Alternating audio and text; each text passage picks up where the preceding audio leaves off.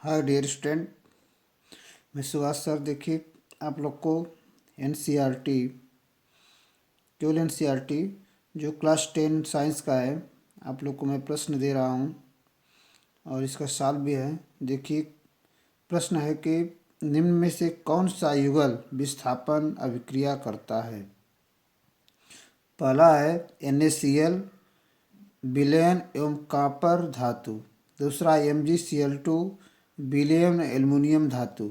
और अगला प्रश्न है FeSO4, विलयन एवं सिल्वर धातु। और अगला है AgNO3, विलयन एवं कॉपर धातु। ये प्रश्न है, जवाब इनका आगे मिलेगा। प्रश्न इसी प्रकार आएंगे, आपको जवाब मिलेगा डी वाला कि AgNO3 विलयन एवं कॉपर धातु सिल्वर कॉपर सिल्वर से अधिक अभिक्रियाशील है। ठीक है, कॉपर धातु AgNO3 से कॉपर धातु क्या अधिक क्रियाशील है। अगला प्रश्न है लोहे के फ्राइंग पैन को जंग से बचाने के लिए निम्न में से कौन सी विधि उपयुक्त है। ग्रीस लगाकर, पेंट लगाकर, जिंक पर परत चढ़ाकर और ये सभी। तो देखिए, हमारा इसमें बी वाला सही है। कह रहा लोहे के फ्राइंग पैन, मतलब जो पेन आती है उस पर हम जिंक का अगर कवर चढ़ा दें तो जिंक की परत चढ़ाकर, चूँकि फ्राइंग पैन पर ग्रीस पेंट और पेंट बनेगा तथा भोजन को दूषित करेगा। ठीक है, तो यह मतलब कि जो फ्राइंग पैन है इस पर हम ग्रीस या तेल लगाएंगे तो हमारे भोजन क्या करेगा, दूषित करेगा। ठीक, अगला प्रश्न है कि कोई, थोड़ा सा बढ़ा दे इसको, कोई धातु ऑक्सीजन के साथ अभिक्रिया कर उच्च गलनांक वाला यौगिक निर्मित करती है। यह यौगिक जल में विलेय है। यह तत्व क्या हो सकता है। देखिए, फिर से पढ़ लीजिए। कह रहा है कि कोई धातु ऑक्सीजन के साथ अभिक्रिया कर उच्च गलनांक वाला यौगिक निर्मित करती है। यह यौगिक जल में विलेय है। यह तत्व क्या हो सकता है। तो बताइए, लोहा जल में विलेय हो सकता है, सिलिकॉन हो सकता है, लोहा, ये सब नहीं हो सकते। तो होगा क्या, कैल्शियम, जो जल में क्या है, विलेय है। तो कैल्शियम का सूत्र जानते हैं CO+2H2। तब क्रिया करके यहाँ से देखिए OH2 बनेगा, तो Ca के साथ, क्योंकि कैल्शियम की संयुक्ता 2 है। ठीक है, तो यह CaOH ट्वाइस बनेगा इस तरह से, COH ट्वाइस बनेगा। अगला प्रश्न देखते हैं। देखिए, यह है कि खाद्य पदार्थ के डिब्बों पर जिंक की बजाय टिन का लेप होता है, क्यों। टिन की अपेक्षा जिंक महंगा होता है। टिन की अपेक्षा जिंक का गलनांक अधिक होता है। टिन की अपेक्षा जिंक अधिक अभिक्रियाशील है। टिन की अपेक्षा जिंक कम क्रियाशील है। तो विकल्प हमारा सी सही होगा कि टिन की अपेक्षा जिंक अधिक अभिक्रियाशील है। ठीक है, अतः यह भोजन में उपस्थित कार्बनिक अम्लों से अभिक्रिया कर हानिकारक पदार्थ बनाएगा, इसलिए जिंक का लेपन नहीं करते हैं, टिन का लेपन होता है। ठीक है, अगला प्रश्न है, आपको एक हथौड़ा, बैटरी, बल्ब, तार एवं स्विच दिया गया है। इसका उपयोग कर धातुओं एवं अधातुओं के नमूनों के बीच आप विभेद कैसे कर सकते हैं। अगला है, धातुओं एवं अधातुओं के विभेदन के लिए इन परीक्षणों का उपयोग का आकलन कीजिए। देखिए, हमारा प्रश्न जो है, आपको एक हथौड़ा, बैटरी और बल्ब, तार, स्विच दिया गया है। कह रहा है कि इसका उपयोग धातु अधातु के नमूनों में कर सकते हैं। तो हम हथौड़ा से अगर पीट देंगे किसी धातु को तो वो धातु क्या हो जाएगी, टूट जाएगी ना। अगर अधातु होगी तो, यह पढ़े हैं। तो अधातु जब टूट जाएगी तो, अधातु टूटती तो हम उसको कहेंगे अधातु है, धातु रहेगी तो नहीं टूटेगी। देखिए क्या बताता है, हथौड़ा मारने पर धातु सीट के रूप में फैल जाएगी। धातु क्या होगी, फैलेगी, तथा धातु टुकड़ों में टूट जाएगी।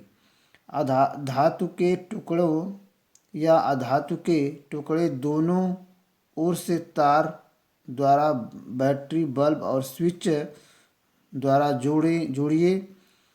और यदि स्विच ऑन करने पर बल्ब जलता है तो दिया गया नमूना धातु है, यदि बल्ब नहीं जलता है तो क्या है, अधातु है। देखिए पहले इस तरह समझ लें कि यह बैटरी बना लें, मान लीजिए, ठीक है। ये यहाँ बल्ब लगा लें, ठीक। और बीच में हम यहाँ पर क्या रख दें, तार रख दें। अगर यहाँ से जोड़ करके तार इसमें और एक यहाँ से हम इसमें बल्ब में लगा देते हैं, ठीक है। और ये अभी तार इसमें बल्ब में लगा दें और बीच में यहाँ पे स्विच लगा दें। अगर स्विच ऑन करते हैं तो बल्ब जलना चाहिए, इससे धातु आकर धातु से आकर के, अगर धातु से आकर नहीं जलता है तो बल्ब क्या होगा, अधातु है, ठीक है। तो बल्ब यह जलेगा, ठीक, तो क्या कहलाएगा, धातु कहलाएगा। यह बैटरी, ठीक है, और यह धातु। तो इस तरह से हम देख लें, अगर जब इसमें से धारा बह करके इसमें होकर के यहाँ पर आएगी तो क्या होगा, बल्ब जलेगा, ठीक। अगर नहीं जलता है तो हम कहेंगे क्या है कि यह धातु है, ठीक है। अगला प्रश्न है कि अधातुओं और धातुओं के विभेदन के लिए परीक्षणों की उपयोगिता का आकलन कीजिए। तो धातुएं आघातवर्धन एवं विद्युत की चालक होती हैं, ठीक है। धातुएं जो होती हैं जिसको हम पीट सकते हैं, तार खींच सकते हैं, विद्युत की चालक होती है ना, जानते हैं आप लोग कि क्या करते हैं उसमें उष्मा, विद्युत इस पर भी बताया कि विद्युत इस पार से उस पर जा सकती है। जबकि अधातु भंगुर होती हैं, भंगुर का मतलब उनको पीट दे तो टूट जाती हैं, ठीक है। और विद्युत की चालक नहीं होती हैं, मतलब उसमें धारा का प्रवाह नहीं होता है। कुछ अपवादों को छोड़कर धातु और अधातु में विभेद करने के लिए वस्तुएं महत्वपूर्ण हैं। जस्ता धातु होने पर भी सामान्य ताप पर भंगुर है। ग्रेफाइट अधातु होने पर भी सामान्य ताप पर विद्युत का चालक है। तो यह कुछ अपवाद है, लेकिन सभी सभी अपवाद नहीं हैं, एक दो केवल धातुएं अपवाद हैं जो आपको भी बताए, ग्रेफाइट और टिन। और आगे देखिए उभयधर्मी ऑक्साइड क्या होते हैं। उभयधर्मी ऑक्साइड क्या होते हैं, दो उभयधर्मी ऑक्साइडों का उदाहरण दीजिए। तो वे देखिए ऑक्साइड उभयधर्मी का मतलब जो क्षार और अम्ल दोनों के मध्य हों। तो वे ऑक्साइड जो अम्ल तथा क्षार दोनों से अभिक्रिया कर लवण प्रदान करती हैं। उभयधर्मी उसी कहेंगे जो दोनों से अभिक्रिया कर, ठीक है, उभयधर्मी ऑक्साइड कहलाते हैं। उदाहरण के लिए एल्युमिनियम ऑक्साइड अम्लों तथा क्षारों के साथ अभिक्रिया करता है। देखिए हमारी अभिक्रिया के एल्युमिनियम ऑक्साइड जो है Al2O3 + 6HCl = 2AlCl3 + 3H2। तो यह एल्युमिनियम अम्ल से क्रिया करके क्या बनाता है, लवण और जल। और एल्युमिनियम ऑक्साइड सोडियम हाइड्रोक्साइड से क्रिया करके 2NaAlO2 इसका नाम है एल्युमिनियम एल्युमिनेट। देखिए जल बनता है। तो इस तरह से धातु अम्ल और क्षार से अभिक्रिया करती हैं तो उन्हें उभयधर्मी कहते हैं, जो दोनों में पाए जाते हैं, ठीक है। अगला इसमें देख लीजिए जिंक ऑक्साइड तो अन्य उभयधर्मी ऑक्साइड हैं, जिंक वाला भी उभयधर्मी ऑक्साइड है। अगला प्रश्न है, देखिए सातवां है, दो धातुओं के नाम बताइए, दो धातुओं के नाम बताइए जो तनु अम्ल से हाइड्रोजन को विस्थापित कर देंगे तथा दो धातुओं जो ऐसा नहीं कर सकती। मतलब दो ऐसा बताना है कि जो धातु का करें और नहीं भी करें। देखिए तो हाइड्रोजन को विस्थापित करने वाली धातुएं मैग्नीशियम और जिंक, हाइड्रोजन को विस्थापित नहीं करने वाली धातुएं कॉपर और सोना। तो इस तरह से इन धातुओं को याद रखें। परीक्षा में ऐसे ही प्रश्न पूछे जाएंगे, छोटे छोटे भारी प्रश्न नहीं पूछे जाएंगे। आप लोग के यूपी बोर्ड के लिए ऐसे ही प्रश्न एनसीईआरटी ने तय किया है और ऐसे ही प्रश्न आएगा। देखिए अगला प्रश्न है,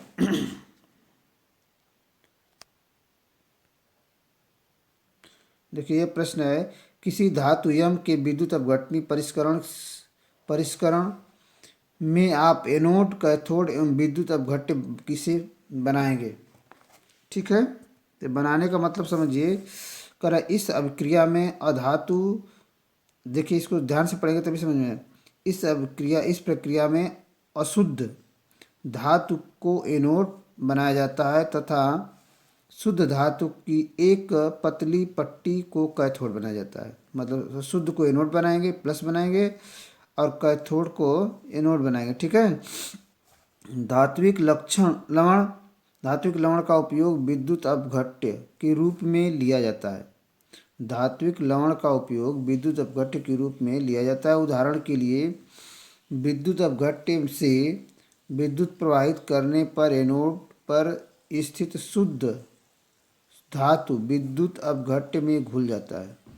एनोड क्या करता है, स्थित शुद्ध धातु विद्युत अपघट्य में घुल जाता है। अशुद्ध धातु की इतनी ही मात्रा कैथोड पर जमा होती है, जितना विलयन में घुलता है उतना उस पर जमा होती है। विलेय अशुद्धियाँ विलयन में पहुंचकर जबकि अविलेय अशुद्धियाँ एनोड के नीचे जम जाती हैं, जिसे एनोड पंख कहा जाता है। जो एनोड के नीचे जम जाते हैं उन्हें एनोड पंख कहा जाता है। कभी कभी ये भी पूछ सकता है कि एनोड पंख क्या होते हैं, तो बहुविकल्प में दे देगा एनोड पंख क्या हैं। ठीक है, तो जो एनोड के नीचे अशुद्धियाँ अविलेय के रूप में जम जाती हैं उन्हें एनोड पंख कहते हैं। अगला प्रश्न देखिए 9 नंबर है, यह आप लोग के लिए बहुत ही अच्छा है। कहता प्रतियुक्त ने सल्फर चूर्ण को स्पैचुला में लेकर उसे गर्म किया।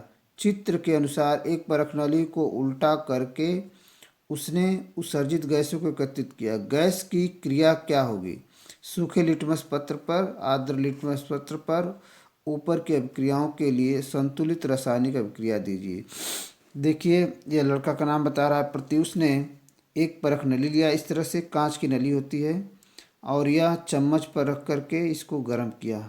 पदार्थ सल्फर पाउडर को स्पैचुला रख के गर्म किया और यह गर्म करने के बाद इसमें गैस बन करके इसमें जा रही है, गैस एकत्र हो रही। तो जवाब पूछ रहा है पहला कि गैस की क्रिया होगी क्या होगी, सूखे लिटमस पत्र पर और आर्द्र लिटमस पत्र पर। देखिए जवाब, सूखे लिटमस पत्र पर कोई क्रिया नहीं होगी क्योंकि भीगा नहीं तो क्रिया नहीं कर पाएगा।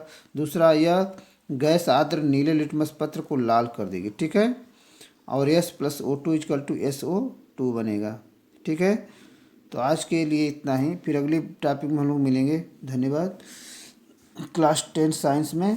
और मेरे चैनल पर आप नए हैं तो सब्सक्राइब जरूर करें, लाइक करें और अन्य दोस्तों को शेयर भी करें, और जिसका वो भी यूपी बोर्ड के लिए तैयारी कर सकें। धन्यवाद।